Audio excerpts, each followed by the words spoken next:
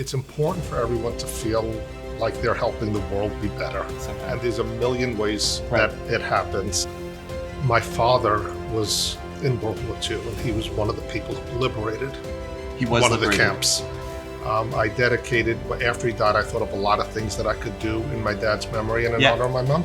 I raised money just pretty much on Facebook, but not through Facebook, just telling people who I'm friends with, I'm raising money to build another bunk at a camp it's the only kosher camp in America for very, very sick children. Okay. The name of it is Camp Simcha.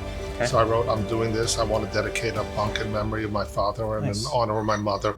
Every year, 24 very sick kids will get to go to camp, and they'll see my parents' name. Nice. And that's why they're there. The restaurant is a resource to make this happen. And in my head, I'm thinking he did his part. This is mine. Nice.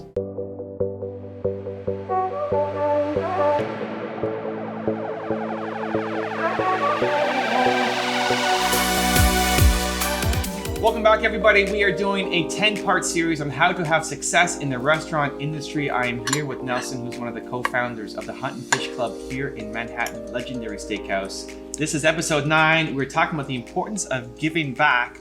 Why does it matter for a restaurant to give back? Okay, let's go backwards. I'm not sure it does matter for a restaurant to give back. Okay.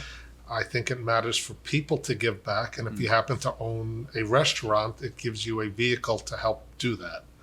And so I'm very conscious of using the Hunt and Fish Club and some of our other spots as well for that purpose. I would argue it's good for business, but this is more of a personal passion than a need for a restaurant. Again, stating it's also good for business. Right. Okay. So how do you decide what do you do? How do you decide which cause to help? There's so many great causes out there. What does it look like for you? And the answer is I would, in theory, help every one of them. Okay.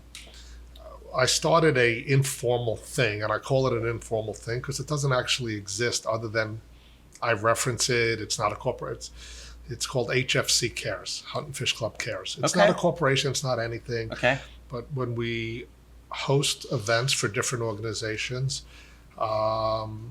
such as, for example, Darryl Strawberry hosted an event for his charity which deals with opioid addiction, and it's a big part of his life. I'll promote it to try to get people involved with HFC Cares as a tag, and then Darryl Strawberry's opioid addiction. Or for the last couple of years, we did some very, very major events here for Lou Gehrig disease, ALS. Unfortunately, one of our partners contracted ALS and is not long ago passed away from it. But we did some monster events in this room. I price it in a way that is very, very affordable and almost makes it impossible for the organization to not make money, but still being loyal to the restaurant and just not giving everything away. There is an amount and a pricing and a structure that assures that. Selfishly, two things happen. One is, personally, I'm at a point in my life I feel very good about when I'm able to do this. And I know everyone says that, but I actually do. And it means a lot to me. And maybe we'll talk about some stuff I'm personally involved with. So I do feel really good when I'm able to do this for various organizations. So much so that an organization I had actually never heard of, but I kind of liked, recently asked me to be on the board of it. I won't mention the name, but because I haven't decided yet. Okay. But it's a 175-year-old organization. This is their 175th year, and so it's not a fly-by-night. Yeah. And so the one is, selfishly, I feel very good about it. Two, people who come to charity events often are somewhat well-heeled, and some percentage of them didn't know I exist before the charity event. So it is a form of marketing in and of itself, that people come and say, oh, what a beautiful room. Oh, this was delicious, and so on. So perhaps there's residual benefits. Right. That's the selfish part of it. But really, the selfish part of it is I allow myself to feel really good about what I'm doing here, in a way that without this, I wouldn't have that option.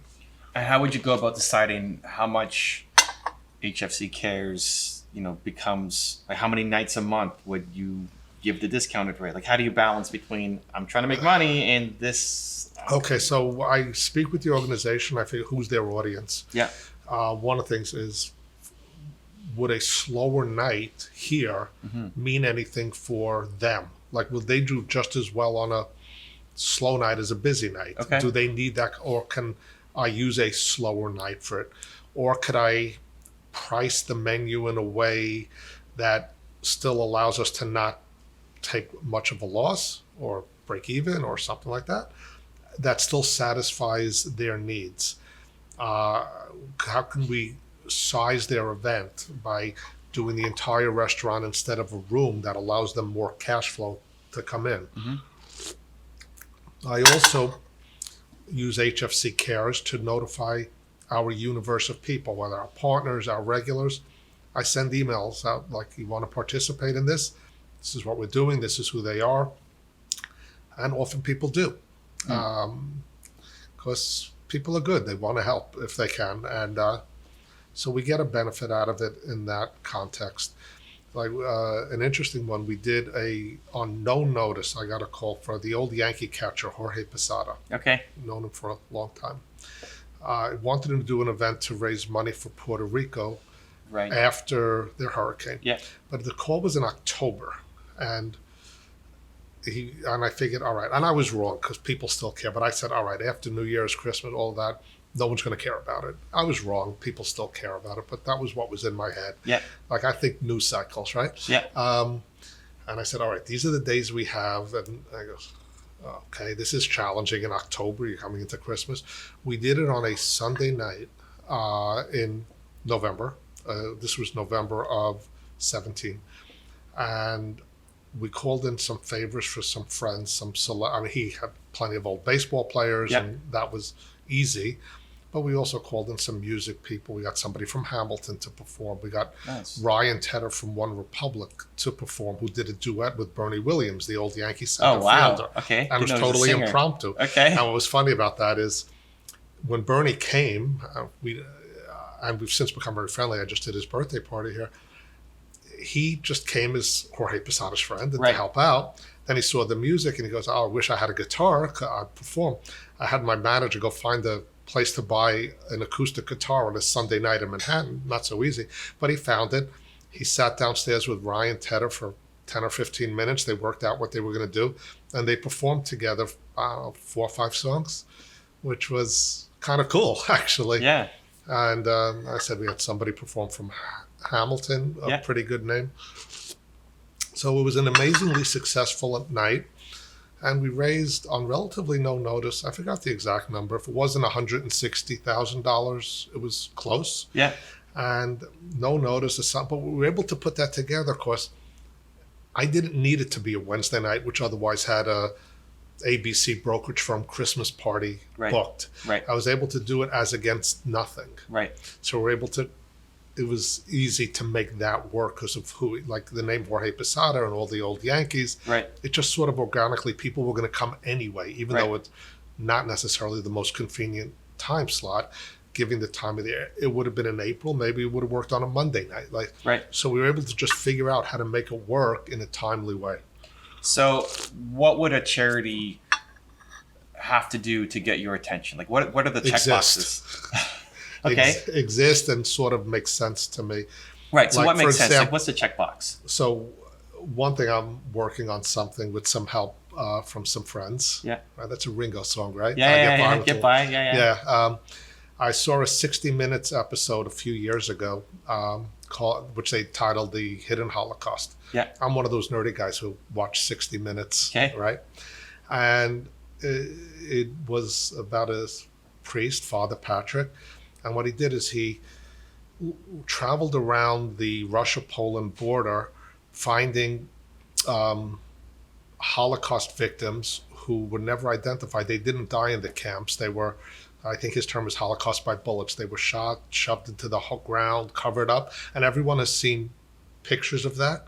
Well, what this episode was about was that whatever it is, 70, 75 years later, those people were never addressed. They were just sort of left there. Huh. and it just moved me. And emotionally, it moved me in two ways. One, it's horrific Right. that the last moment on earth of some woman holding her baby is some German guy shooting her in the back and falling into a ditch and having dirt thrown on her. Right. And then nobody ever said, "We know you're here." They never came to say goodbye, nothing. Emotionally, that's where my family is from. And most of my family died in the Holocaust. So it occurred to me that some of those people in the holes in the ground were my people. Relatives or friends of relatives, but these people are in my universe. Right. So then fast forward one day, Yeah. I'm speaking, I get a phone call from reporter Lara Logan. So it hit me emotionally, but I'm lazy. I didn't do anything about it. Okay. And then one day I get a call from Lara Logan, who I adore, and she's one of the 60 Minutes reporters. And she said, "I'm coming in tonight. Are you there?" I'm like, "Sure. You want to have dinner?" She goes, "You could join me. I'm having dinner with a priest." I'm like, there's a punchline. There was a restaurant owner, Lara Logan, and a priest. Like, I'll keep going. So I come, I sit down, and we're talking, and it was Father Patrick. It was a Lara Logan episode. I hadn't yet been friendly. I became friendly with her sometime after I saw that episode. I remember the episode. I didn't remember who the reporter was. And it was her, and this was the priest who made it his life's work, with the permission of the Pope, to go and find these bodies and go into old towns and talk to them and recognize them and tell them, "We found you and we didn't forget about you." And this is his life's mission, is to find all these unmarked graves largely on the Russia-Poland border. And so I said, all right, how does it happen that this little lawyer guy from Brooklyn someday find himself watching a 60 Minutes episode, and next thing you know, he's having dinner with the people in Manhattan from that episode, this French priest and Lara Logan? There's like a lot of moving parts. Yeah. The odds of this happening is like, the first thing I thought of is go buy a lottery ticket. Right. This was not meant to happen. Then I'm thinking, either, because I'm a little bit religious, and another topic we don't have to go to, either karma or intervention. It was meant for me to be in this spot. The odds of this happening are, this is kind of a cool restaurant and we get these types of people. Yeah. But a French priest who finds victims of the Holocaust, who we forget, and Lara, it's kind of remote. Yeah. And so I said, and Lara asked me, and I was inclined. She goes, "Do you think you could help with them?" I'm like, "Yeah, I think I could." Okay. One of the things this restaurant has given me is the good fortune of a really good network of people who come in and out of here. I was very lucky. I had lots of friends and wonderful family and all that. This restaurant gave me a platform where I have even more, perhaps. So I undertook, through some friends, some PR friends, some well-heeled friends, to help them get their word out. Like, because the other part of me had said, why have I never heard about this until I watched 60 Minutes? Right. And so I adopted that as something I care about. And there's others that I care about. So it hit me, A, because of the uniqueness of it, B, because of this is sort of where my family is from. Right. And C, and I hope I don't start crying.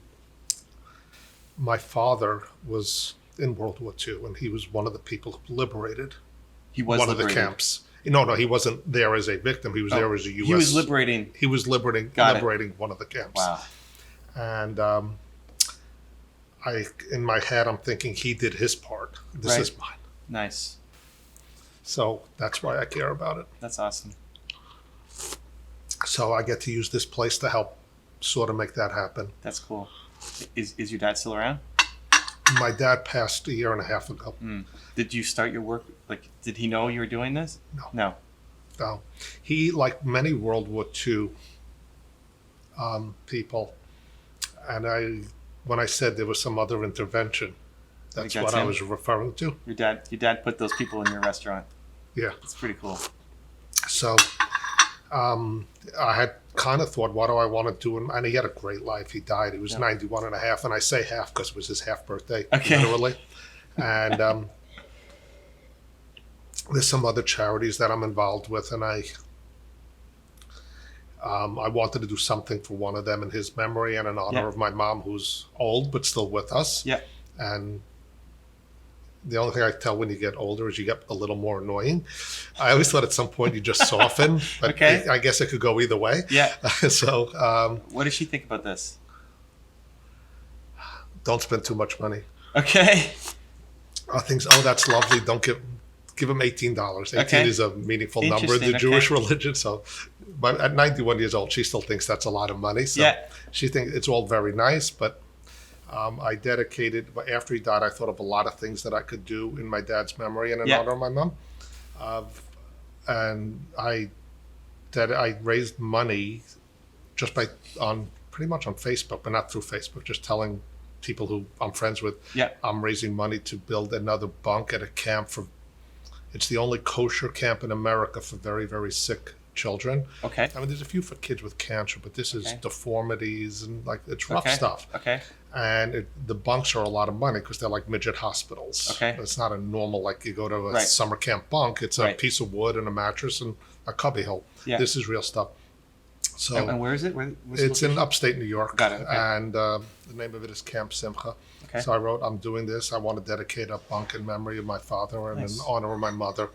And when I was talking to the organization, I've been involved with them for many years, probably about 25 years, maybe more.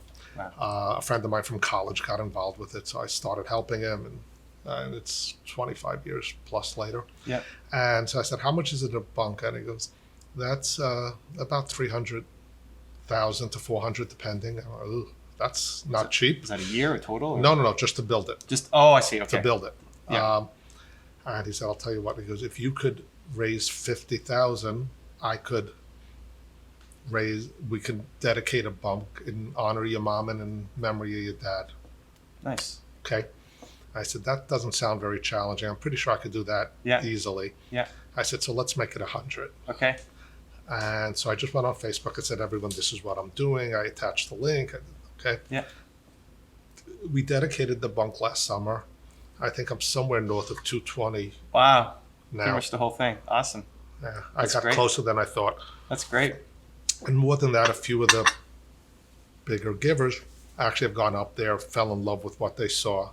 It's what I like about it is I was a summer camp kid. I'm also on the foundation of the charity Yeah. summer camp, which was for poor but healthy people. Yeah. I'm a summer camp person. Up there, the kids aren't, they're just kids. Like they're always sick. Yeah. And because I asked my friend who introduced me, I'm like, how do you do this every day? Sick kids is rough. He goes, you didn't make them sick. You're part of the solution. Right. And so when you go up there, you see a whole bunch of kids. They're not sick kids. They're always sick. They're kids in summer camp, and they're having fun, and they're very happy. And I thought that moved me to want to get That's involved. part of their life. This Yeah. is like they're always sick, but here every other kid is sick too. Right. So they're not special, Normal. Yeah. right? Yeah. And it's actually a pretty wild place. And they have and the camp is free. Yeah. Whether the sick child is poor or wealthy, it's irrelevant. And they're limited in how many kids they could handle at a time. It's like a 4-to-1. They need medical staff, and Yeah. so that's why building a bunk, it sleeps 6 kids, and every kid gets their own counselor. These are really sick kids, so each bunk sleeps 12. 6 kids, 6 counselors. They have 4 sessions. So in my head, it's like, I'm gonna cry. I'm sorry. That's good. Every year, 24 very sick kids Yeah. will get to go to camp, and they'll see my parents' name, Nice. and that's why they're there. And it's the best part of their life. And it is the best part of their life Yeah. for that window of time. Thank God, many of the kids, the kids with forever MS and stuff, they don't get better. They are what they are. But Yeah. cancer kids often get better. Yeah. Most do. They come back and they're counselors. Like they become counselors and they become donors and That's they grow up to become doctors and lawyers and they help. So it's not an organization that has this annuity that I keep funding and they live off the interest. Every Right. year they start at zero. Right. And they do. There's other components to Right. it. The camp is the most visible, but in terms of budgeting, it's maybe, I don't know, 15% of their budget. They do a lot of other really good things, Right. but that's the one you could drive to and show people. Yeah. And so, yeah, it's not lost on me. Yeah. Obviously. Well, this obviously has a huge impact on your life and the importance. I'm wondering, taking it back now to not just restaurant entrepreneurs, but entrepreneurs, just what do you tell someone who is, I have my restaurant to run, I have my business to run, like this takes time, I'm losing money, I gotta make rent. Like I tell them that. In fact, I might record you and play it. Just for play them. that instead. But then what I say and what I do, there's a disconnect. So how do people? Is it important to find time to, whether it's giving money and raising money in a campaign, or even just volunteering time? It's important for everyone to feel like they're helping the world be better somehow. And there's a million ways that it happens, and I would never pretend that what I do is the only way or the best way or anything else. Right. It's what I'm comfortable with, and everybody should do what they're comfortable with. The restaurant is a resource to make this happen. It's not done to promote. It's just, so's inheriting $1 trillion. Like, there's a lot of things that give you wherewithal to do stuff. Sometimes it's money, sometimes it's time. There's no shortage of ways to do it. And you just tell everybody, whether you're rich or poor, whether you're young or old, there's a lot of ways. And it's very selfish. You feel really good. Like, if the Yankees lose, but then I do something for charity, I forget about the Yankees until tomorrow. Good. So cool. Well, thank you for sharing your story. Appreciate it. So this is a 10-part series on how to build a successful restaurant. We have one more episode for you. It's the importance of building a strong mindset. Go click the link next to you and we'll see you there.